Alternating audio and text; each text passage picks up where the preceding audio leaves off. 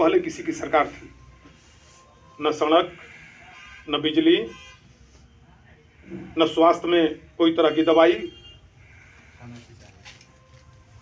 झगड़ा विवाद होने पर थाना पर एफआईआर नहीं होता था। क्या होता था? एक रोड कहीं से टेंडर होता था तो उस पर ठेकेदार पर पहले ही जाकर के वहां पर दबंगई से लोग पैसा कमीशन मांग रहा था। मुख्यमंत्री जी ने सारा चीज को खत्म कर दिया और यूं कहिए कि इस कलयुग में नीतीश कुमार जी ने बिहार में राम राज लाने का काम किया। अगर इस बात को कहना कोई अतिशयोक्ति नहीं होगी। सभी वर्गों को, सभी धर्म के मानने वाले लोगों को एक साथ जोड़ के लेकर चलने में विश्वास करते हैं। न धर्म में कभी बट्टा डालने हैं और न किसी जाति वर्ग में। जो भी काम करते हैं सबके लिए करते हैं।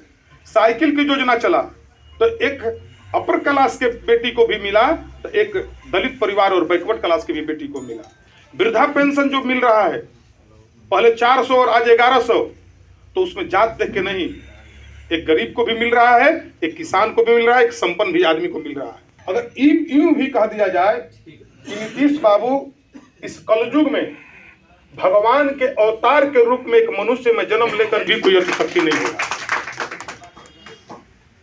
जिनके ऊपर 40 बरस से ज्यादा उम्र हो गया राजनीति, 1985 में उन्होंने पहली बार मुख्यमंत्री विधायक बने थे और विधायक बनने से लेके 85 से लेके 40 बरस के राजनीतिक कैरियर में केंद्र में रेल मंत्री, कृषि मंत्री, भूतल परिवहन मंत्री और बिहार में लगातार 20 बरस मुख्यमंत्री रहने के बावजूद भी आज तक एक भ्रष्टाचार का धब्बा नहीं लगने दिया।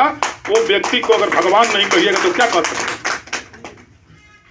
जाति में कभी संलिप्त नहीं हुए।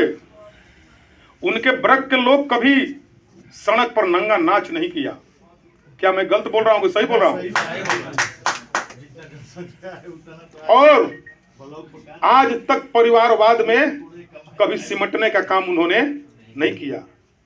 यही तो नीतीश कुमार जी की खूबसूरती है और हमें गर्व होता है और हमें सभी जदयू के कार्यकर्ताओं को भी गर्व होना चाहिए कि हम उनके सिपाही हैं जिन पर आज तक दाग नहीं लगा।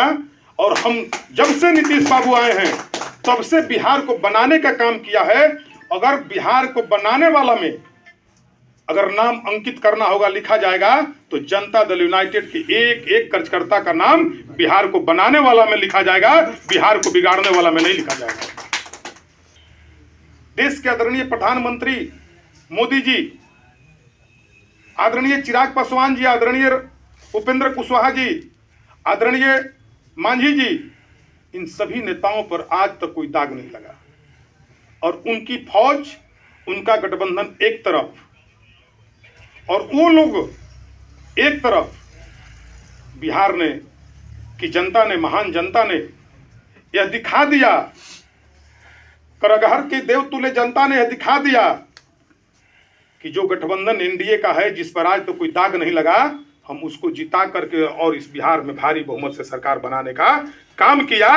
यह बिहार के लोगों ने संकेत दे दिया कि हमको पहला वाला राज नहीं चाहिए, हमको वो राज चाहिए जिस राज में हमारे युवाओं को नौकरी मिले, हमारी बेटियों को नौकरी मिले, हमारी बेटियों को इज्जत और प्रतिष्ठा मिले। वो राज की जरूरत है। सड़क चकाचक रहे, टूटे तुरंत बन जाए, 24 घंटा में 23 घंटा बिजली रहे, हमको वो सरकार की जरूरत है। और ये पांचों नेता गठबंधन के मिलकर केंद्र में भी केंद्र की सरकार को विकसित सरकार बना रही है और केंद्र की ताकत को विश्व के मानचित्र पर प्रधानमंत्री ने भी बढ़ाने का काम किया है। इस बात से इनकार नहीं किया जा सकता है। कार्यकर्ता साथी हैं और हमारे मित्र मंडली हैं, एक एक वोट बटोर कर इतना भारी बहुमत से आप लोगों ने जिताया है। तो जनता की आवाज को सुनिएगा, जनता के काम को देखिएगा, जो होने लायक होगा करिएगा, नहीं होने लायक होगा सीधे हमारे पास रेफर करिएगा। जितना क्षमता होगा हम उस काम को करने का भरपूर प्रयास करूंगा, यह मैं आप लोगों को बताना चाहता हूं। और मेरा अगर मोबाइल न मिले, हो सकता है मैं किसी सेक्रेटरी के यहाँ बैठा हूं, कहीं नेता के यहाँ बैठा हूं, कहीं मंत्री के यहाँ बैठा हूं, या कोई निजी काम में मैं कहीं व्यस्त हूं। चूंकि टेलीफोन बहुत आता है और सब मैक्सिमम उठाने का मैं प्रयास करता हूं। कुछ चीज जब समय मिलता है तो इधर से नहीं उठता है तो उसको भी मैं रिप्लाई करने का प्रयास करता हूं, लेकिन इतना आता है कि कान लग पक पक जाता है, कुछ हालचाल के लिए, कुछ काम के लिए। अगर मेरा ये ना हो तो अवधेश जी का एक नंबर होगा, इनका भी नंबर रख लीजिएगा, और एक नंबर होगा विकास का,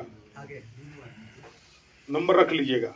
कोई जरूरी काम हो, अगर हमसे बात नहीं हो रही है किसी कारण बस, तो निराश मत होइएगा, तुरंत इन लोगों से बात करके बता दीजिएगा कि फलाना सिंह का फलाना जगह से फोन आया था, बात करना जरूरी है। तुरंत जैसे मौका मिलेगा मैं आप लोगों से बात करूंगा।